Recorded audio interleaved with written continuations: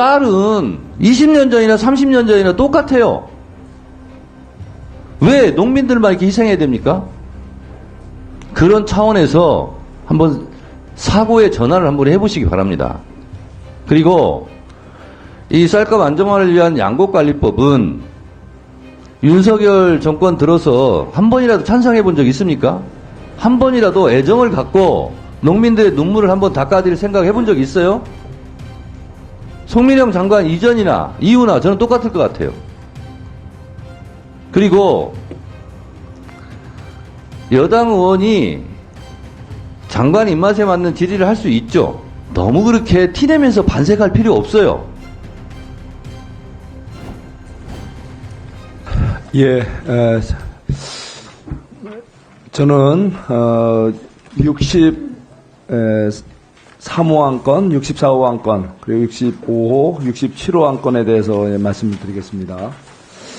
예, 이 법률안들은 농민들의 여러 가지 어려운 사정을 반영해서 이렇게 많은 논의 끝에 이렇게 상임위를 소관 상임위를 통과해서 온 거로 알고 있습니다. 예, 그런데 이게 그 여야 합의가 이루어진 게 아니죠? 아닙니다. 예, 그래서 뭐 취지는 좋지만 이 전반적인 그런 내용 자체가 예, 어쩌면은 국제 규범이라든가 예, 또 다른 산업과의 또 형평성 문제 예, 그리고 또 예, 이런 보험과 관련해서는 또 이 보험업법의 기본 원칙 예, 그리고 또 재해에 대한 우리 정부의 대책, 다른 부처라든가 다른 이런 피해 복구에 관한 어떤 그 정부의 기본 원칙하고도 이렇게 어긋나는 네.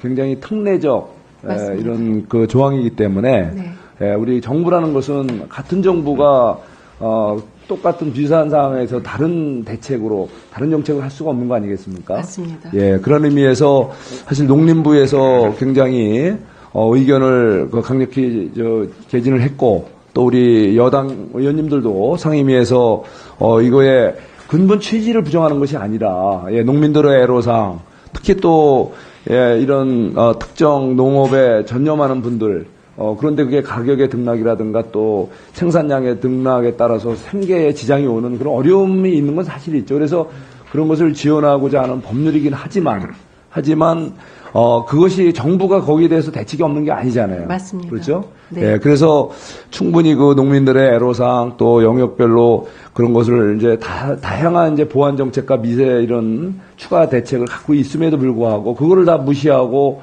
특정 단체 예, 그것도 농어민 단체들이 굉장히 다양하잖아요. 맞습니다. 근데 그 중에서도 아주 이 민노총 내에 뭐 전농회라는 특정 단체 목소리만을 거의 그것이 교과서이고 답이냥 거의 그런 내용 주장을 그대로 반영해서 올린 법안만 통과시켰다는 거죠.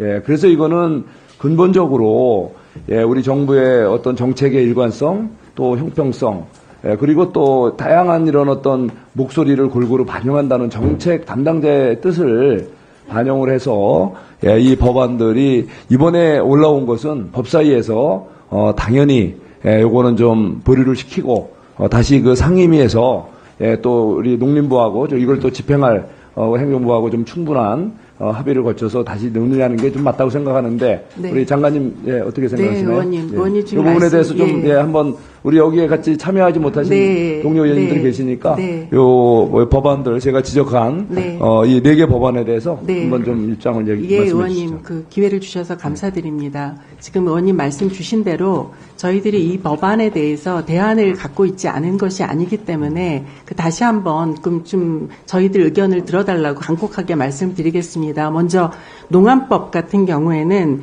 지금 농산물 중에서도 주요 채소와 과일 이렇게 이야기를 하고 있고요. 위원회에서 주요 채소와 과일 중에 특정 농산물에 대한 시장 가격이 기준 가격에 못 미치는 경우 차액을 정부가 지급하라라는 내용이 핵심입니다. 근데 아시는 것처럼 우리 주요 채소와 과일의 종류는 500가지가 넘습니다. 가락시장에서 거래되는 것만요. 근데 그 위원회 구성조차도 이제 농업인이 3분의 1 이상 들어가게 된다라고 돼 있는데요. 그렇게 되면 그 위원회 구성에서도 말하자면 자기 농산물을 주장하게 되면 그 농민들 간에 상당히 갈등의 우려가 있을 수밖에 없고요. 그렇게 됐을 때 그 특정 농산물, 기준 가격과 그 시장 가격의 차익이 보상되는 특정 농산물로 재배의 쏠림 현상이 일어나게 되고, 그럼 그 쏠림 현상이 일어난 농산물들은 과잉 생산돼서 폐기가 되게 되고요. 그리고 다른 농산물은 과소 생산되기 때문에 국민들 전체가 농산물의 수급 불안정을 겪을 수가 있다. 그래서 재정은 재정대로 투입하면서 농산물 전체의 수급 불안정성을 야기할 수 있다라는 점에서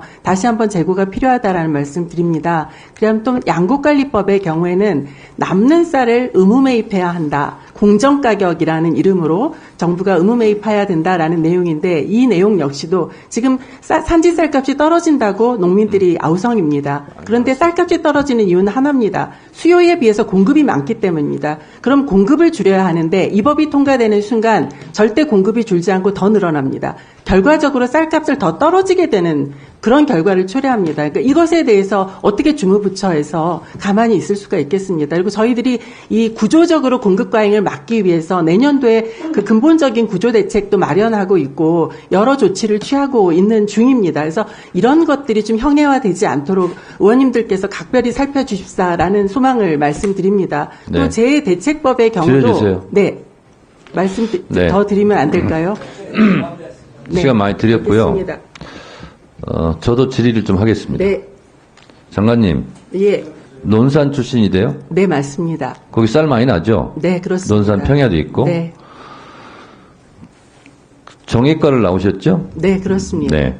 그러니까 아실 것 같아서 물어봅니다. 네, 자, 우리나라 국방비 예산이 어느 정도 되죠? 정확히 잘 모르겠습니다. 정확히는 모르겠습니다. 네. 50조, 60조, 70조, 네. 뭐 부대까지 하면 뭐, 그게 전체 예산 한 10% 정도 됩니다. 네, 우리가 보건복지 예산을 더 편성할 수 없는 게 과도한 국방비입니다. 네, 우리 안보를 위해서 필요하죠. 네, 자, 그런데 무기를 많이 사서 전쟁도 안 일어나는데 이건 예산 낭비 아니냐 이렇게 주장을 하면 되겠어요, 안 되겠어요?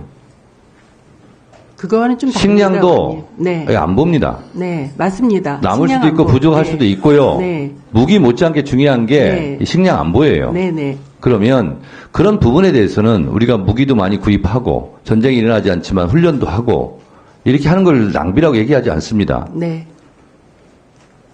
그냥 민중적 용어로 하면 돈 씀씀이가 지금 장관님처럼 그렇게 얘기하면 안 돼요. 식량 안보라는 생각을 한번 해보십시오. 그리고 굳이 농자는 천하지 대본이라는 말을 하지 않아도 이 부분에 대해서는 국가가 할 일이 뭡니까?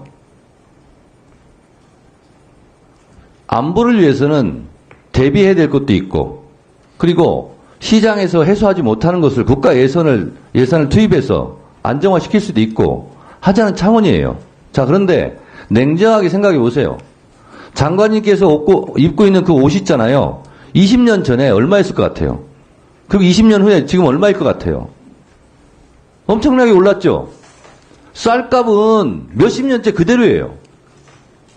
옷 만드는 사람은 옷값이 올라가지고 나름대로 다시 재투자할 수도 있고 공장도 지을 수도 있고 옷감을 새로 살 수도 있고 원단을 새로 살 수 있고 더 초고급으로 옷을 만들 수도 있어요.